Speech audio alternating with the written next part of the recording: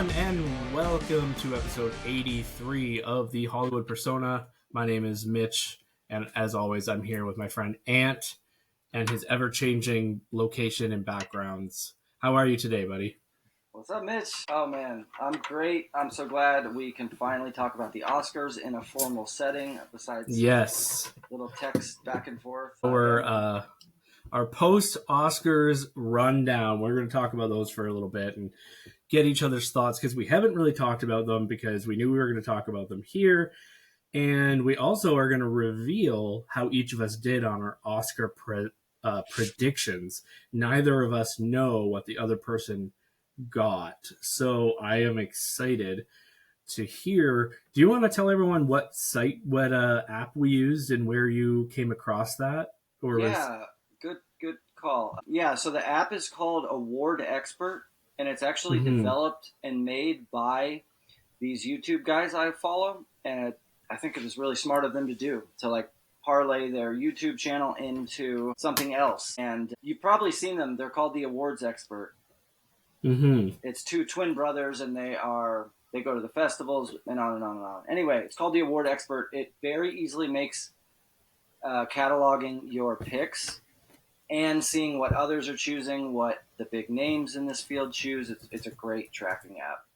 Yeah, I saved it for the last minute because I was so busy and I wasn't able to put my picks anywhere. And so I just hopped on the app like a few hours before and went through my picks. And what's awesome is that you could do your picks in order of like who you think is going to win, and then second, third, fourth, fifth. Like I had Demi Moore first, and then Mikey Madison, and then ordered them and who I think would win, which was really cool. It doesn't get you any extra points if you, but yeah.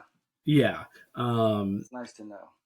It's just cool to have it in that way, and you can look. I don't know. It's a really good app. It really helped. So that was exciting. Like very bare bones and basic. There's no ads in it. It's just like simple and straightforward, and it's free. Yeah. It's called the Awards Expert. So let us get in. I'll jump in here and say, I guess we're probably both really excited that Anora went home with 5 Oscars. Yeah, it was nice to see. Yeah. What were you expecting for Best Picture? Brutalist or? I was expecting Anora since Emilia Perez cratered. Okay. That was right along with what I thought. But I wasn't sure, certain about director and and Mikey. To me.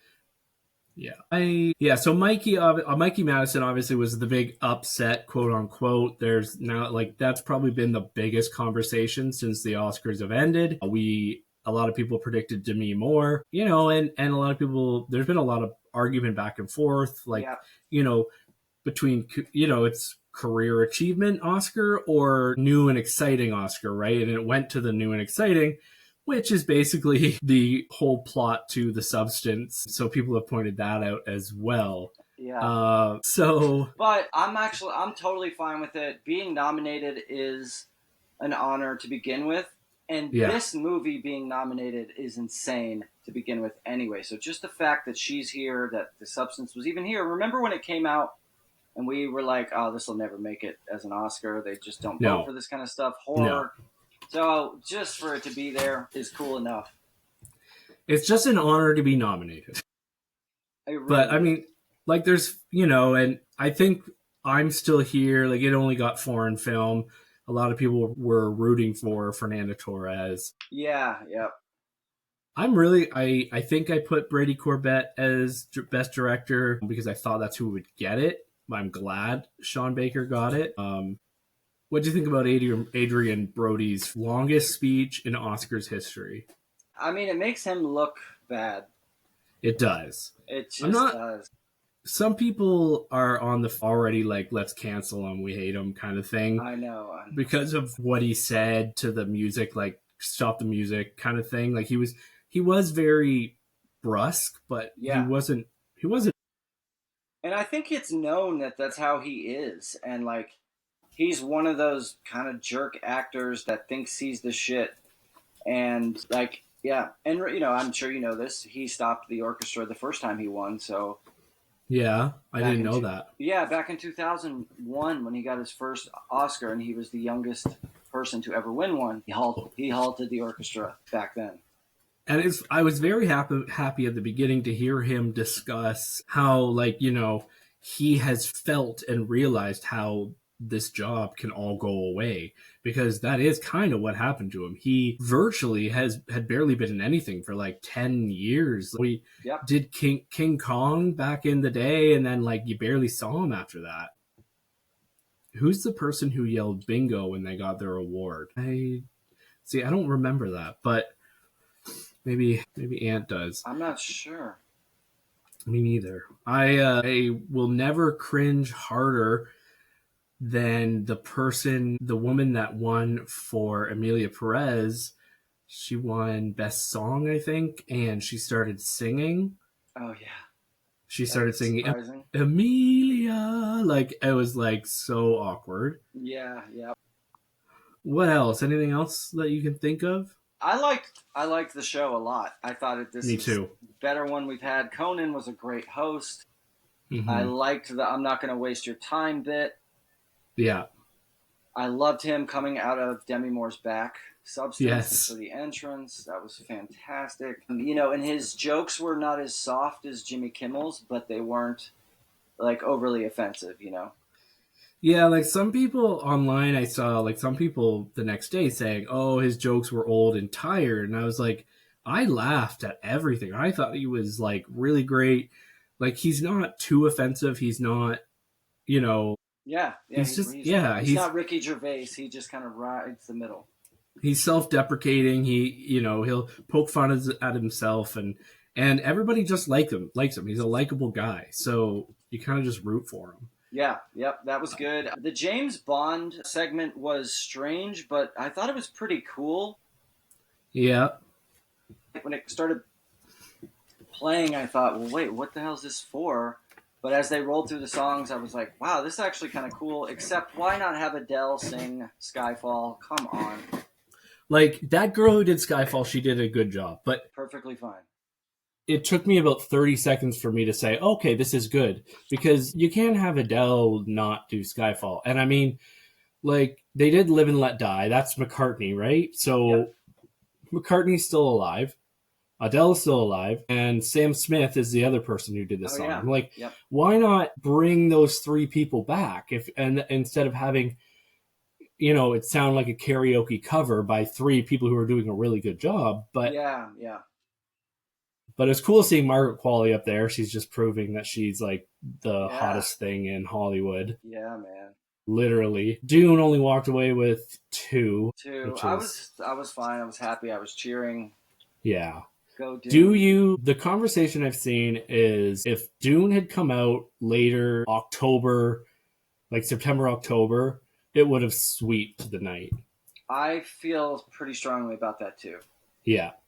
And I remember walking out of it and I'm like, oh man, this should be like Return of the King did, like, 13 Oscars or something. And, it was more depressing seeing it all and seeing it just not. And well, it was more depressing when we saw Villeneuve not even get a Oscar nomination. But Yeah, yeah, yeah. um, yeah, I think that was about it. I thought there was one more thing. Flo winning Best I was just gonna Animated, say that was a big surprise. and I mean, I liked Wild Robot. I think obviously more than you did, but I think Flo winning, I'm very, very happy about that. Like, Me too. That's really yeah, exciting.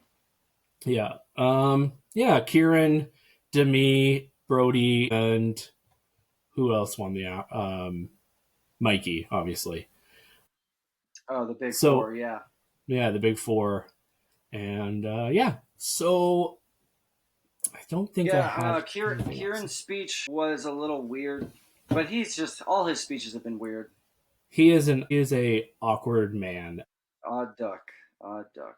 but people love him. He's a lot like his character in that movie, almost, right? Yes. Like, Yeah. not I don't think as abrasive and rude in real life, but like, No, you're right. You're absolutely right.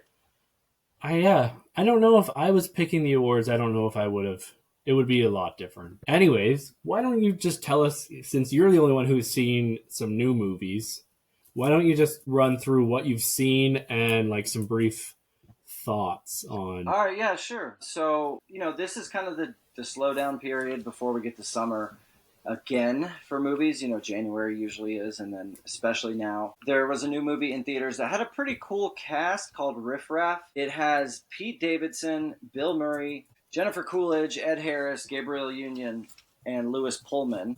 But it just was pretty, very forgettable. Felt like a streaming movie. Did not need to be in theaters. It's called Riff Raff. Yeah, if you see it on streaming, check it out. It's a fun kind of mob movie. There's some pretty great, shocking murders in it, where like someone pulls out a gun and kills someone unexpectedly.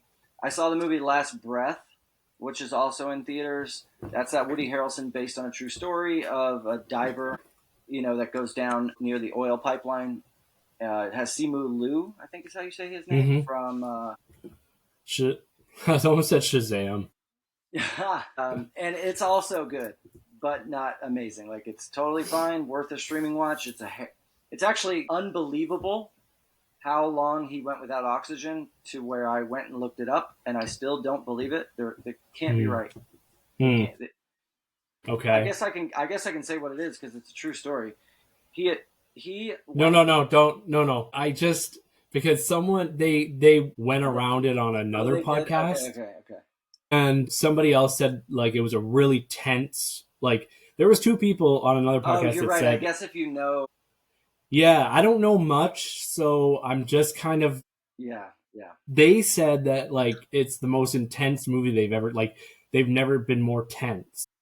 I would say I was very tense. The filmmaking was tense, and other people I've talked to that have seen it have come out and talked to me about it. Same thing. Like, they did a great job making tension there. And then, yeah, I will just say when you see the movie and find out what really actually happened, it blow your mind. It's just like, Okay. How is that possible? It's just not possible. Something else. Because It's just not. I think I heard they set the world record of not on this movie, but on the latest Avatar movie that came out, The Way of Water. I heard the Right. record was set by someone there, but I could be wrong. Well, But it's, in this case, like we're talking about, if you beat the record, you could die, right? So like, yeah, they can't test this again. Like they're not gonna, see yeah. send someone down there and say, "We'll see if you come up to beat the record." Were the effects good? They're okay. Okay. There's a few pieces where you could tell it's budget, but no, it was a good watch. It's definitely a 3-star positive review movie. Okay. And that's Last Breath. Yeah, I want to see that. Dad wants to see it.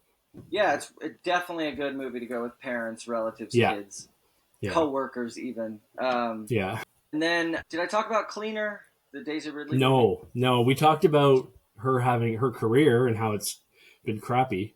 Yeah, so this is another, like, file this in line with the last two I just said.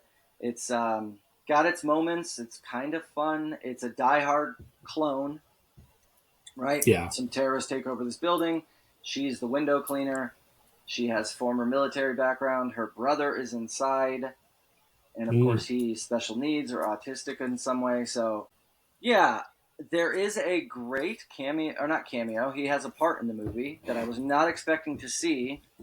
Clive Owen. Yeah, I saw that when I was looking up on IMDb. I like him. I wish he was in more. Me too. And more shocking is how he's used in the movie. I'm like, you see him, and I'm like, oh, cool, Clive Owen. I love this guy. And then not much time goes by, and you're like, what? Oh, he's gone? Wait, where'd he go? So, yeah, that's Cleaner. It's not going to help Daisy Ridley's career, but the movie's worthwhile.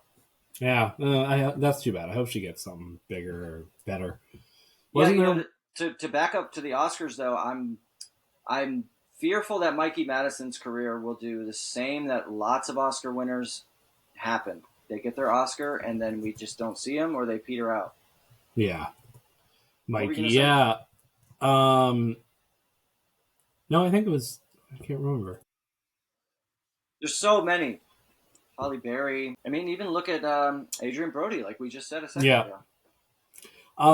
And I'm sorry, I forgot to say this earlier. I was mistaken. You have not talked about the monkey on the podcast because it came out February 21st. That was the day after the podcast was released. So I think you were going that night. Yeah. So I'd love to hear a little bit more about it. You were telling me how much of a comedy it is. Yeah, So so, why don't you you, know, yeah. we can wait till you see it so that we can do a full review, because I kind of Okay. I'd like to. I'm sure you'll like to. Yes, I can't Well, wait. Yeah. one of the downsides of me not watching trailers is that I don't get expectations set. So I didn't know that this was going to be a comedy or a dark comedy. I assumed it was just going to be more like Longlegs, which we just got from this director. And it's really not. It's a dark comedy. It's not as dark as, say, Terrifier, but it's kind of almost going for that level of like, aren't these kills hilarious? Yeah.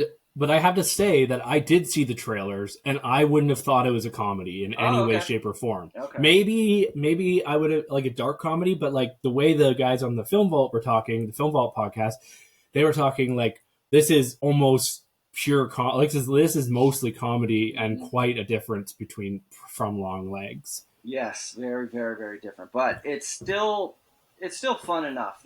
I still had a good time and give it a positive review. Good.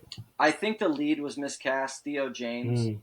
Yeah, we know him from Divergent, those Divergent movies, right? And he's a totally fine actor, but he's so damn good looking. And one of the characters he plays in here is supposed to be this like frumpy, nerdy guy who works at a gas station, and I'm like, come.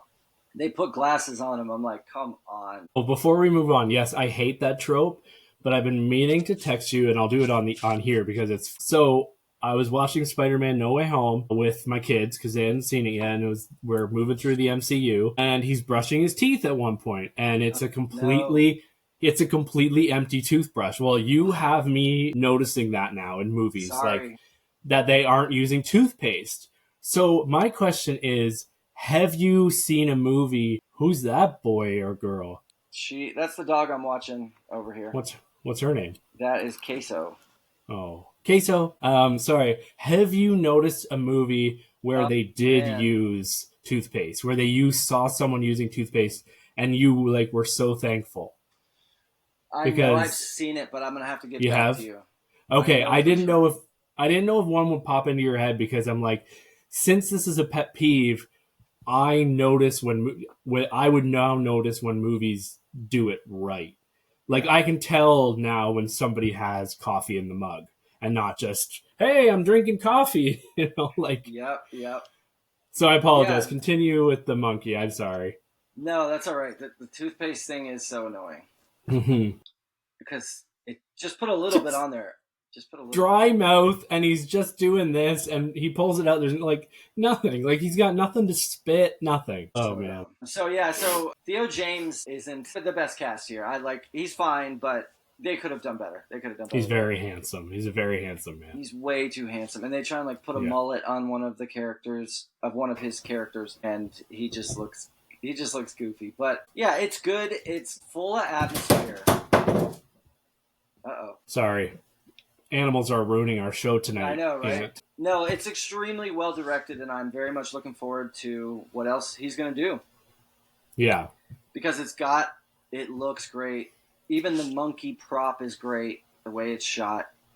They don't bother you with all the backstory of how he got this power and how it all works. It's just, we're moving right along. So yeah, it's good. I didn't love it, but it's definitely worth seeing. That's the monkey. So let me ask you a couple questions. I heard it is similar in some ways to like the Final Destination series. Very similar to Final Destination. Kind of Happy Death Day. It's a little more dark. Okay.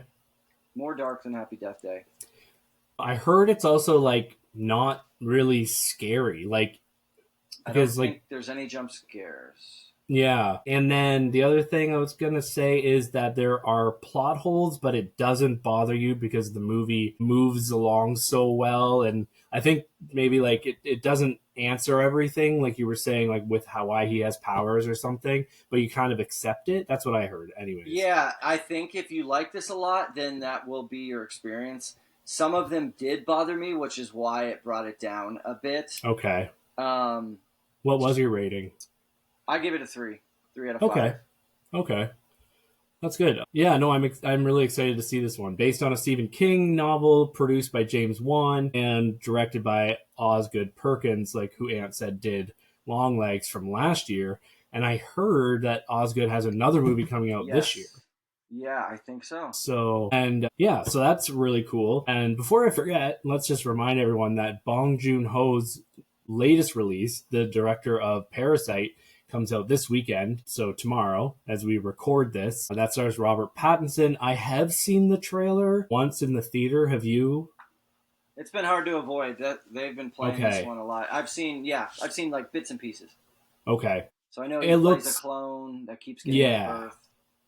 it looks interesting. I'm excited. So, I'm excited for it. I'm really excited. I was, watching for the reviews, and the reviews have been great. So I can't wait to see good.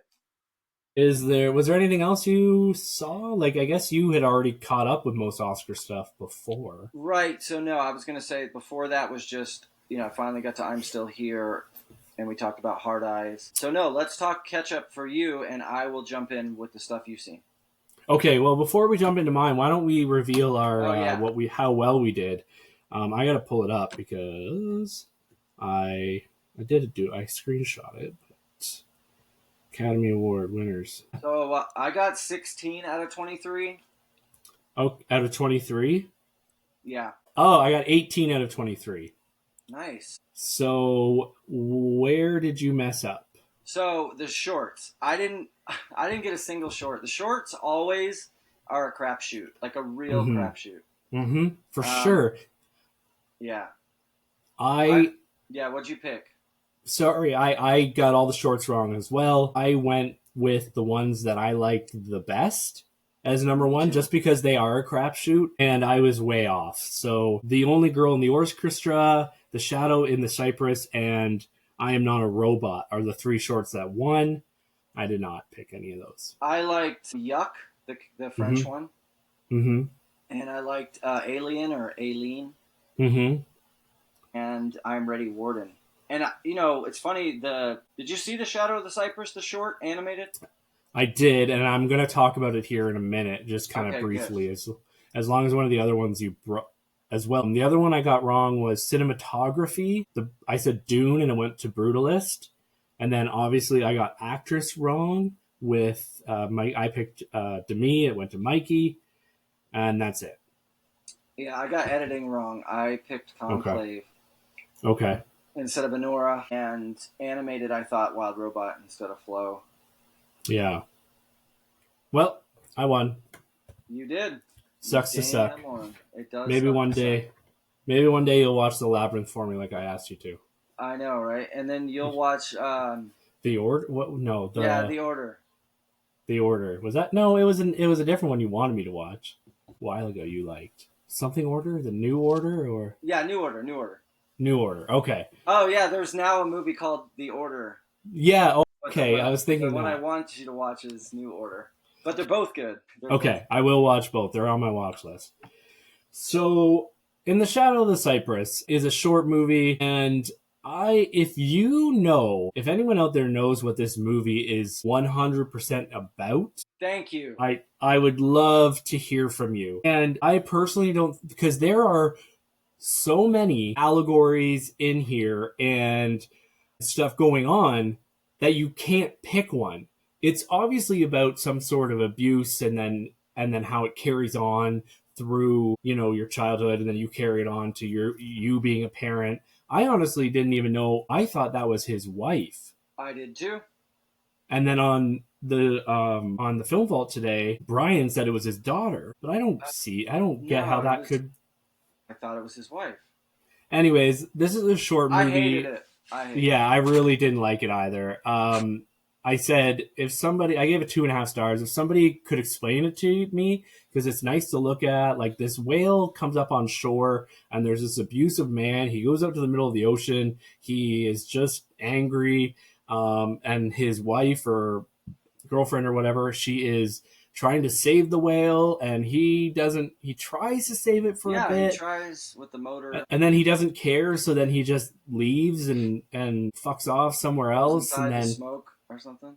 It's so weird. And it's kind of just a piss off, and I feel like people voted for it just because they're like they wanted to pretend they knew what was going on. When they announced that this one won, I was like, "You gotta be kidding me!" Me too. Yeah, I hate it. I really did not like it. I gave one of these shorts 5 stars or 4.5. Sorry, and that is Aileen. Is apparently is how it's pronounced, but it looks like Alien. This is this is the most intense 15 minutes of screen time I have ever fucking seen in my entire life. From the very first moment. Sorry. This is why I Yeah. make a point to see the shorts. Continue. Yes. No, I think everybody should see this. I think it is on Vimeo. It is called like Lien.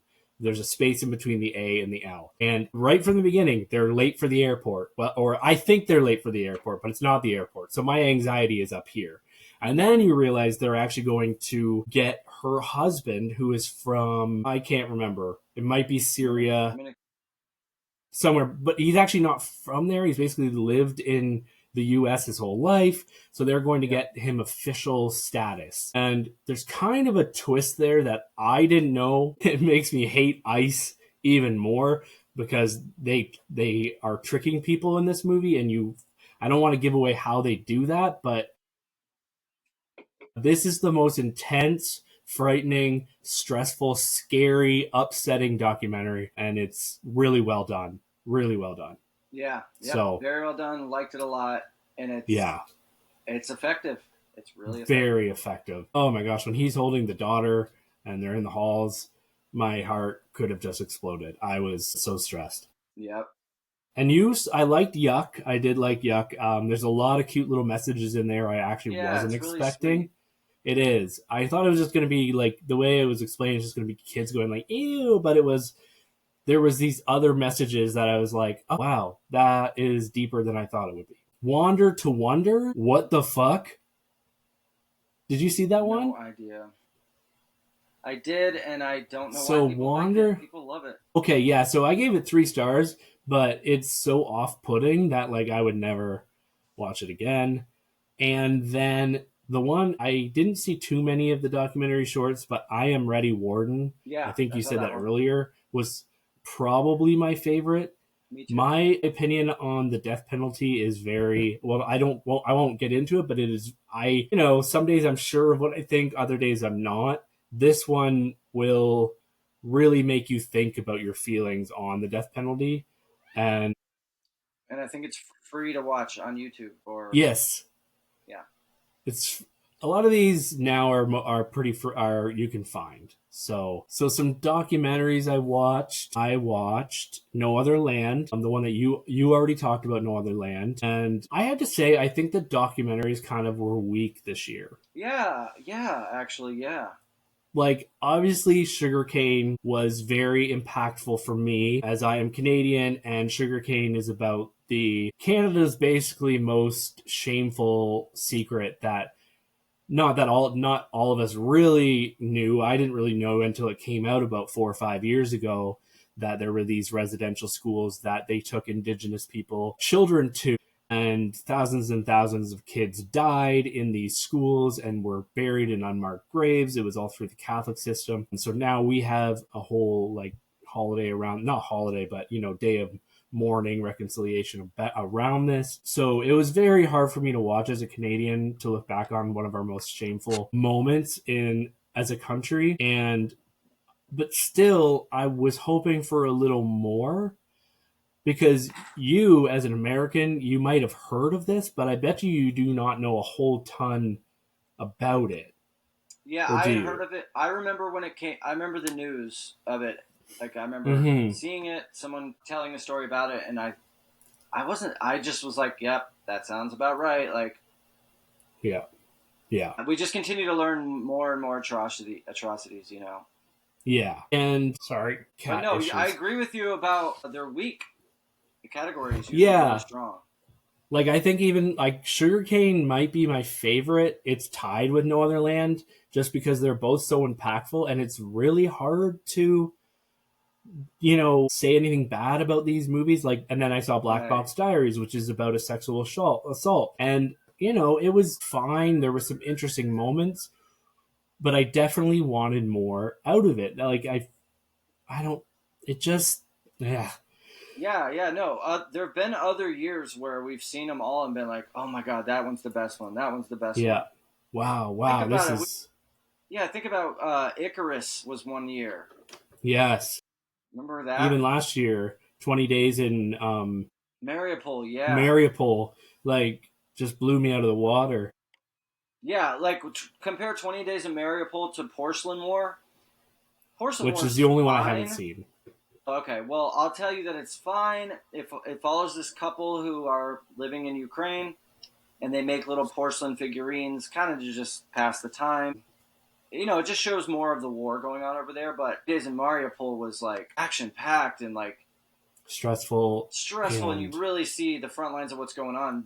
This one is more like a few yards back, and they are still in danger. They still have to run for sirens and bombs, but it's really slow and laid back. I wasn't crazy about it. did you see soundtrack to a coup d'etat? I didn't. Okay, well you're not missing much. It is overly long, confusing, frustrating to get through. It is about the Cold War and how jazz works into the Cold War and how they used and then there's like I got honestly like my brain was not braining for the enough for this movie. I think there's smarter people out there who would probably really get a lot out of this, All especially if they right. like jazz, but it just was not for me. I really liked I'm Still Here. That is the foreign language film starring Fernando Yeah. Torres. She was nominated for Best Actress, and this was also nominated for Best Picture. When did you see it? I saw it just on February 18th, so a couple weeks ago. Okay. So I was February 20th. This is another real like pretty tense movie. The thing I really admired about this film is it's the way it builds its characters, the way it builds the family. There are like it's a big family. There's daughters and friends and but it works. It Yeah. is like there's a ton of characters, but you are so steeped in what is going on that it works. And there may even be like a little time jump at one point, and I wasn't confused at all. I was like, okay, like I know these kids, I know these people. Like I'm not the writing and the direction was strong in this movie. And I this feels thought, more like a documentary than yeah, some of the others. Like this just yeah, feels so real. It's like this yeah. has to be a true story. And I think it really put into perspective for me the better than any movie ever has of how what it's like, what it would be like to live under a dictatorship. And Yeah. I guess I didn't know like well enough what that would be like, and to just have you could have your freedom taken away at any time, and even like people can just walk into your house and say, "Hey, you have to do whatever I say. We're taking your husband away." Yep.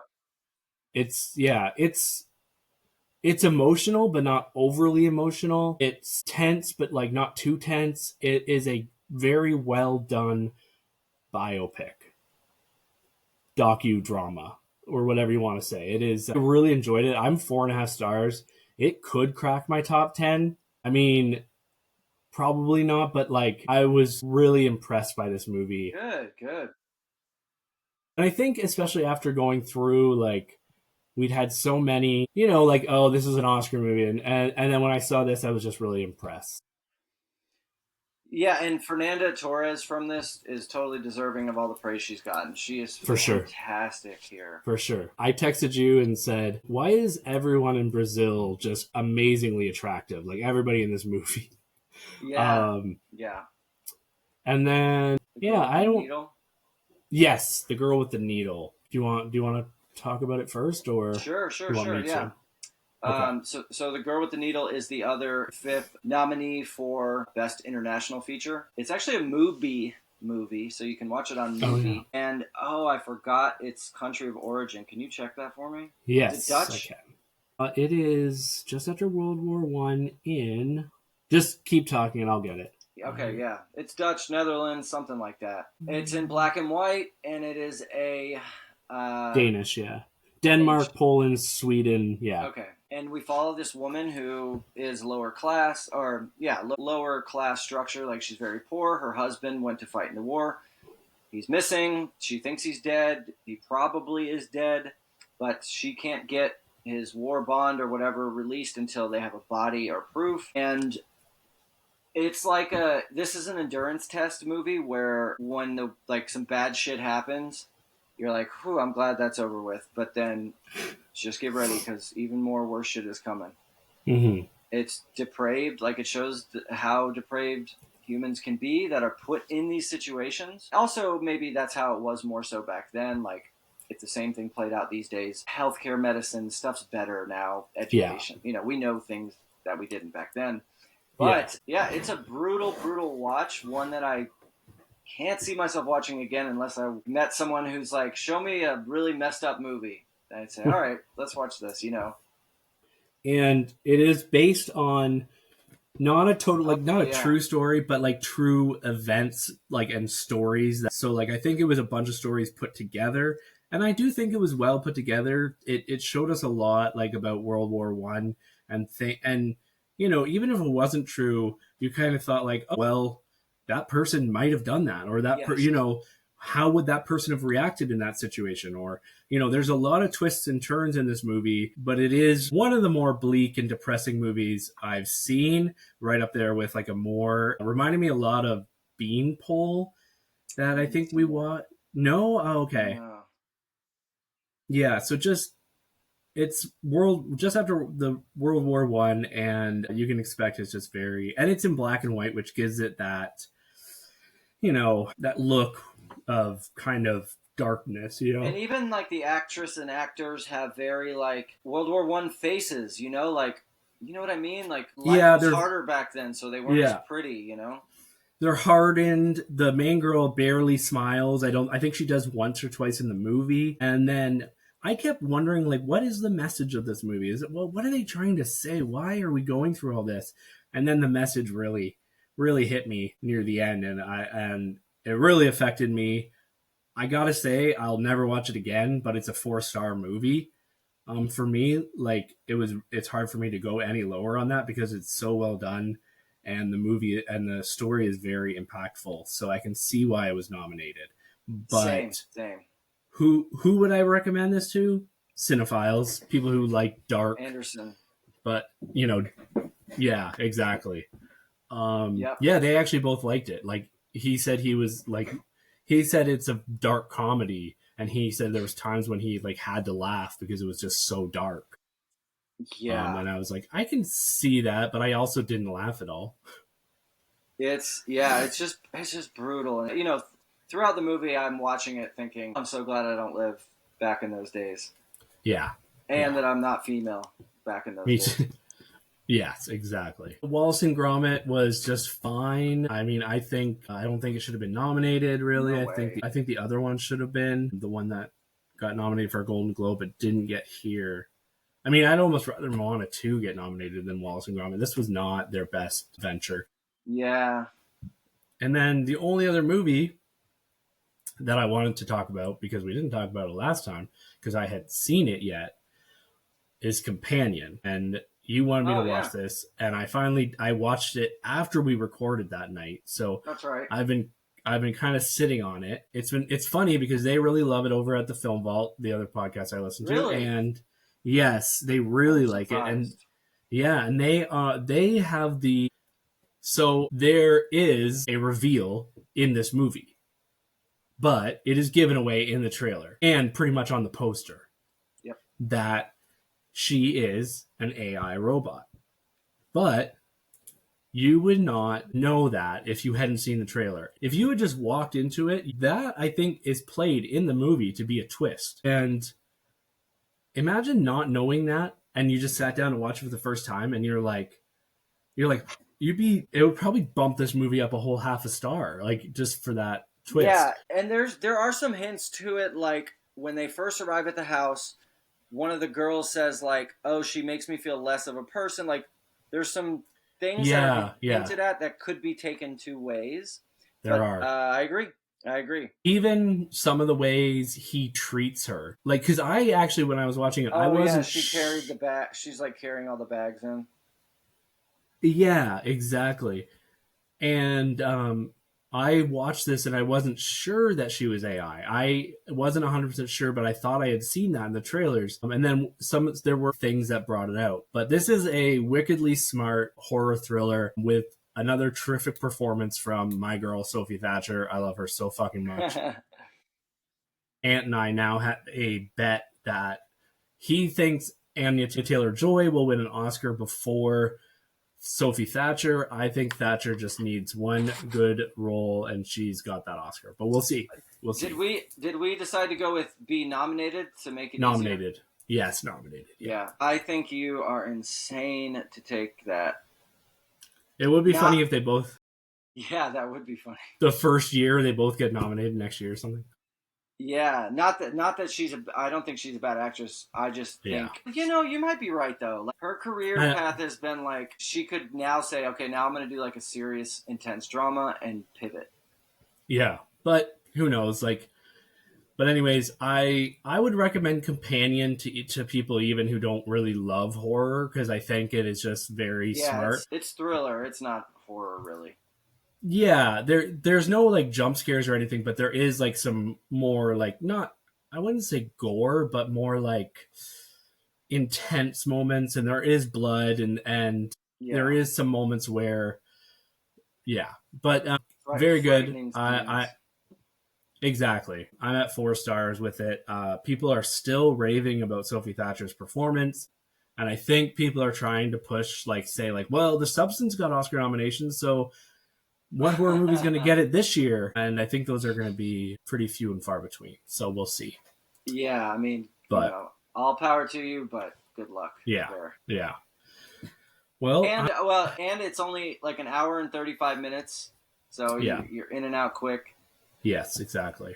Yeah, it's good. It's a good movie. Afterward I thought, man, I need to go back and watch Ex Machina again, because they're different movies, but similar themes. And I think this movie is set in like a near future, and so there is enough interesting like futuristic stuff, and you're living in this world and you're it's interesting. So, and I do think there are other twists in this movie that I think people will get a lot out of. So that's Companion, and I think that's all I've got. What about, you think, is that it? Yeah, I think so, man. I wanted to mention that I went to see Lost Highway, a David Lynch movie, since my local art house was showing it due to his passing. I did not finish it. I just can't get into it. Too slow.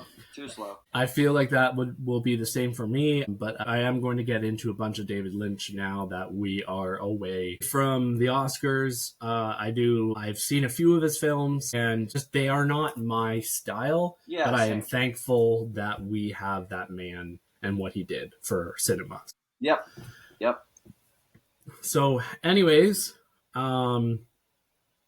thank you everyone for listening. Again, this was just a short episode to kind of catch everyone up on what we have seen, because next week we are going to do our best of 2024. That's going to be a little bit of a bigger episode. We also may have a guest on as well, have a third guest, and we will let you know in advance when that episode will be going live. It's going to be an exciting one. So might have to have a beer with you, Ant. Yeah, man. As long as I don't have to get up at 6:15, I will have a beer. All right. Okay, everyone. Thank you for listening. We will see you soon. Yep. And talk to you next week. Next week. Don't hit the intro, Mitch. You want to hit the outro. All right.